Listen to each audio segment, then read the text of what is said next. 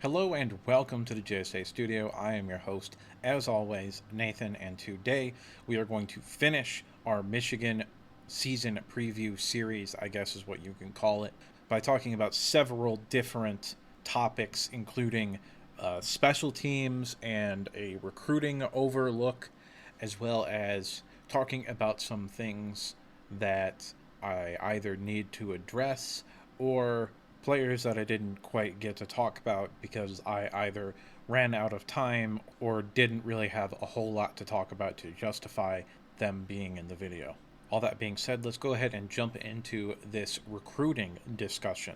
When it comes to recruiting, the first topic you think about is the quarterback recruiting, and this year that is Jaden Davis. Jaden Davis was a top 20 player at one point on every single major recruiting site, so all four of them, that being ESPN, On3, 247, and Rivals.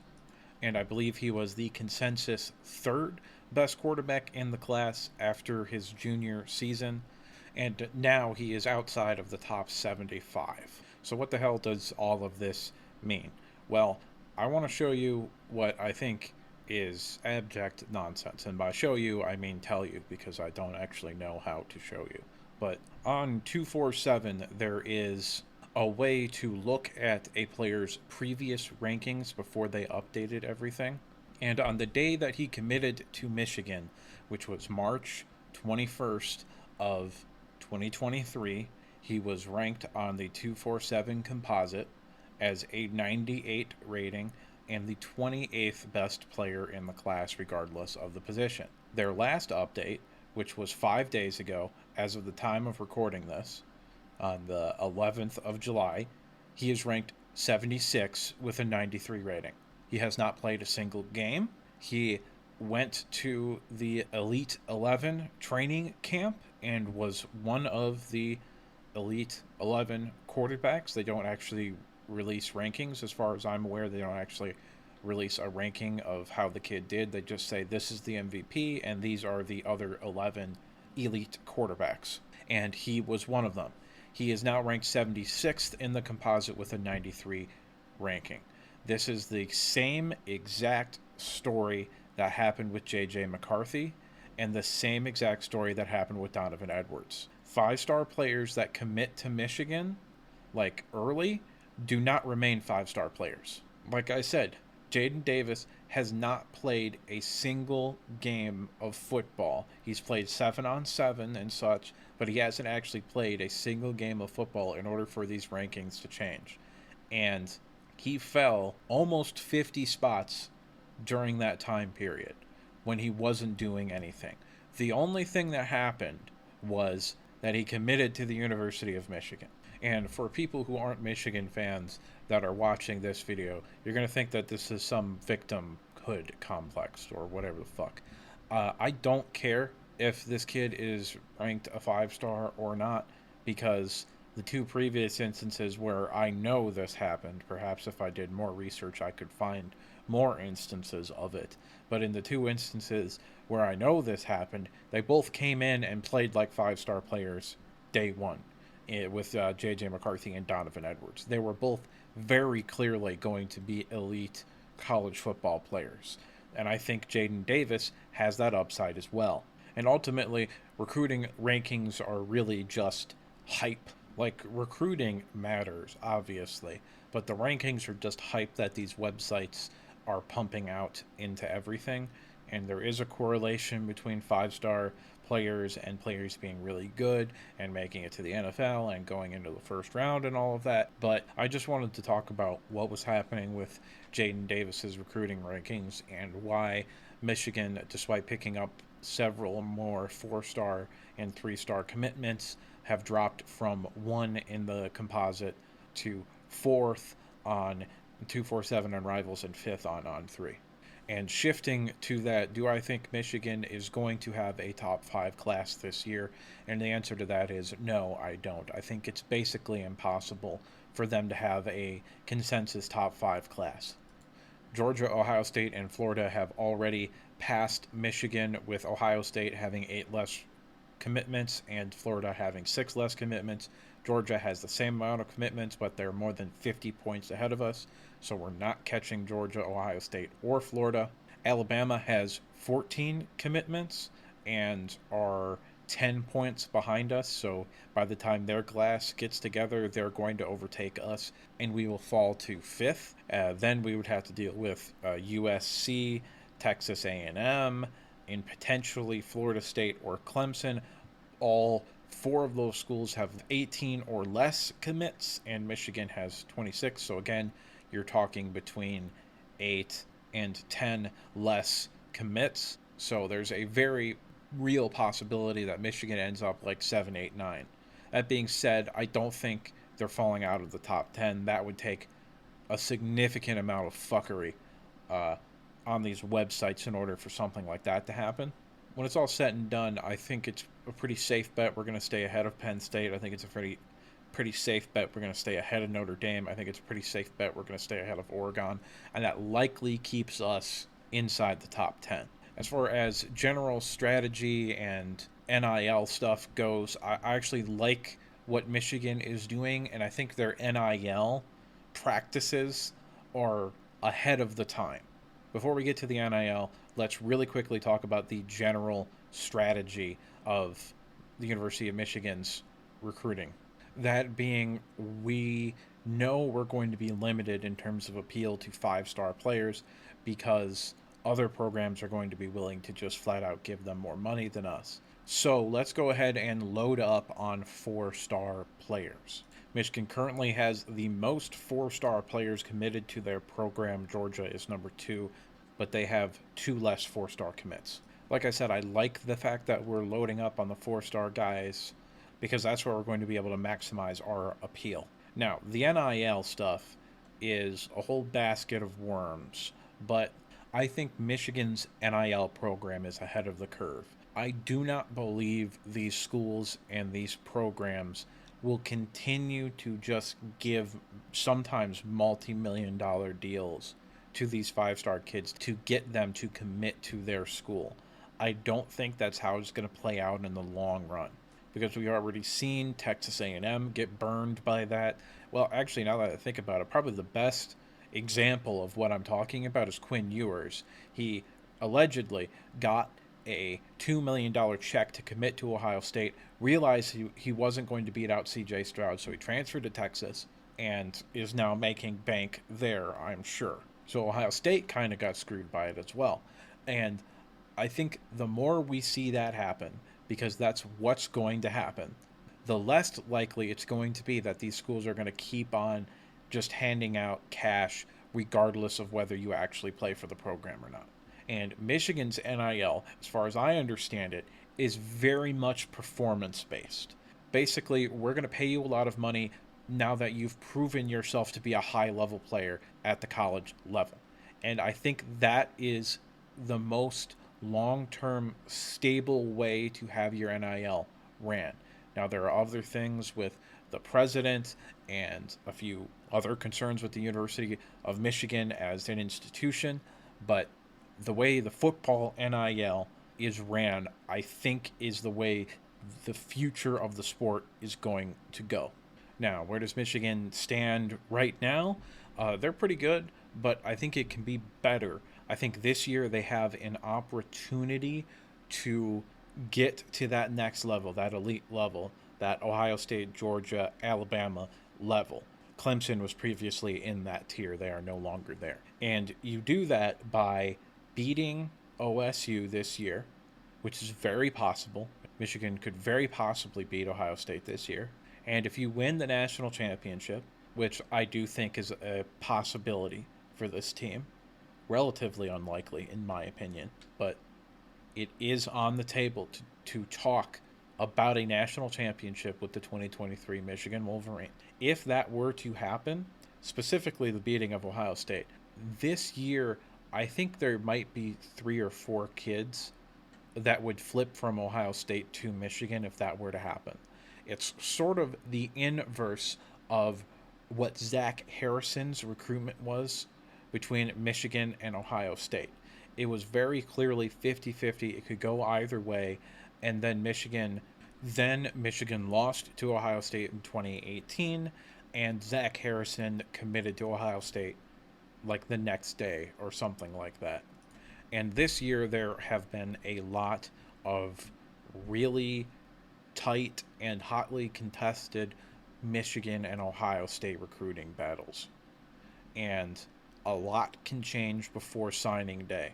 So, if that were to happen, there's probably only one 5 star that Michigan could maybe hope to recruit or get a flip out of. So I don't think the top 4 is on the table, but I could, if that were to happen and they were to get a few of these hotly contested Ohio State commits to flip to Michigan after they beat them for the 3rd year in a row, which is a legitimate possibility, then that number 5 spot might become on the table again all of a sudden. Whew, that was a whole lot. We're going to go ahead and move on now to discuss who is going to be Michigan's kicker. It's a pretty obvious answer. That is going to be James Turner. Now, James Turner, as a player, is a decent kicker. He struggles beyond 50. He is 1 for 6 in 50 plus yard field goal attempts, which Jake Moody was also not particularly good at that in college either. So, it's give or take. But what really kind of sucks a little bit is his percentage from 40 to 49, which is 14 of 20, so a little bit less than 75%, which it leaves a lot to be desired there. But the main thing that I want to talk about with James Turner, who this past year went 20 for 22 on field goals, as once you get him inside 40, he's basically automatic, is that replacing Jake Moody is impossible, and it is unfair of the fan base to try to ask him to do that. Now, he's a kicker. I'm not exactly sure anybody is really putting pressure on him to replace Jake Moody. But Jake Moody provided like 4 years of really stable kicking for Michigan where you knew who the kicker was and you didn't have to worry about it. Now we kind of have to worry about it a little bit. But we still shouldn't try and expect this kid to be as good as Jake Moody. Jake Moody was a 3rd round pick as a kicker. That's absurd. That's like going number 1 overall for kickers. We can't possibly expect this kid to replicate that level of production and that level of consistency. I just want him to be good. And he does appear to be a good kicker. But the main point of this was just I wanted to say that replacing Jake Moody is impossible, and don't try to thrust those expectations on this kid. The punter, based off of what little information that I could find on the internet, because to absolutely nobody's surprise, there isn't exactly a whole lot of kicker and punter talk in the Michigan sphere online. But from what little information that I can gather, it appears that Tommy Duman is likely to be the punter for this team this year. He's sort of like a kicker punter. I think he's been working at both positions, but James Turner coming in likely means that he is going to be the punter, perhaps a backup kicker if something wacky happens with him. But he does appear to be the front runner right now. Roman Wilson is very likely to retain his position as the kick returner with Joe Taylor ahead of him, and he'll probably be pretty good in that role like he was last year. I do think he's a contender to also be the punt returner, but I think it's far more likely that it goes to someone like Tyler Morris or one of the young wide receivers, perhaps Samaj Morgan or Carmelo English or somebody, than it would go to him. But we could see maybe a Ronnie Bell type of situation where not like you tear your ACL on a punt return, not that hopefully, but where he's back there because he's got the hands and he's going to make the catch if some of the young guys struggle with that a little bit. And I have absolutely no idea who's going to return the punts outside of those few little guesses that I'm making right there. Next thing that we're going to talk about here is what I would call a point of contention which means that this was something that I got several comments about, so I'm going to sort of explain my thought process. I will say I didn't particularly do a great job of explaining how I came to the numbers in the quarterback video, so I will endeavor to be clearer in the future.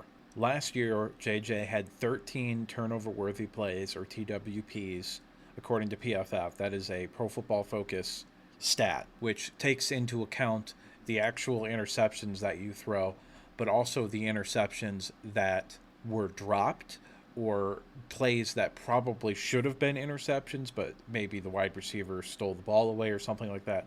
But on the flip side, it also takes into account, like, if the ball gets batted at the line of scrimmage, pops up in the air, and that's an interception, usually that doesn't count as a TWP. So it takes off the plays that really shouldn't be considered negatives for the quarterback, but also adds in the plays that probably should be considered negatives for the quarterback. And last year he had 13 turnover worthy plays on 207 pass attempts. That is all 14 games. This year, I expect him to be around, if we get to 14 games, I expect him to be around 300 to 325 pass attempts. So that's a 40% increase. Rounding up, 40% of 13 is 6, so 6 plus 13 is 19. So we could reasonably expect 19 turnover worthy plays unless he dramatically improves, which is possible.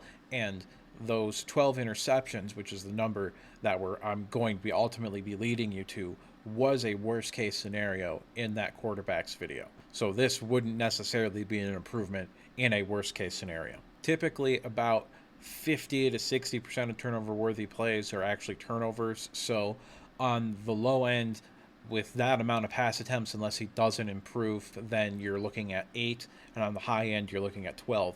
I honestly probably should have put 8 to 12 turnovers rather than just the number 12, but I didn't think about it, and I didn't really want two numbers. I wanted them to be definitive as like, oh, this is like a best case / worst case scenario. So yeah, I did explain this to a commenter, and then 4 or 5 other people also commented the same sort of thing. And I was just like, I don't want to post the same comment. I'll just address it in my sort of wrap up video. So if you're one of those people and you're wondering how I came up with the 12 interception stats and you were like, wow, that seems high, this was the thought process that went into that. Next, we're going to go ahead and talk about 2 players that I didn't talk about in their respective videos, that being Micah Pollard, the linebacker, and Matthew Hibner, the tight end. Micah Pollard, I literally just ran out of time. I had to go to work, which I work second shift. Sometimes I work overnights. So I had to, this particular day, I had to leave at 3, so I really had to finish the video and get it uploaded and get it posted before I went to work. So I just cut Micah Pollard out for time. And Micah Pollard is somebody that has a lot of potential. He's a very good athlete. I think he's probably a will linebacker. I expect him to be a major factor on special teams this year and potentially a rotational linebacker next year and maybe a starter the year after. But Ernest Hausman coming in has kind of pushed him down the depth chart just a little bit. Matthew Hibner, on the other hand, I just literally didn't think to mention him because he's 4th on the depth chart right now in my mind. But apparently, and I did look into this because another commenter told me, hey, what about Matthew Hibner? So I did look into him a little bit, and apparently right now he's actually leading for tight end 3, according to a few pieces of information that I found on the internet. And I thought Bredesen had that on lock because he was tight end 2 last year, but Matthew Hibner appears to potentially be competing for a tight end 3 spot. And if that is the case, then I will probably address it at some point. But I really just haven't seen him play, so I don't have a whole lot to talk about with him. He had a nice catch in the spring game, but my general thoughts on him were this kid's going to end up transferring to, some maybe middle of the pack group of 5 program like Central Michigan or something to get playing time. So those were my general thoughts on Matthew Hibner and Micah Pollard.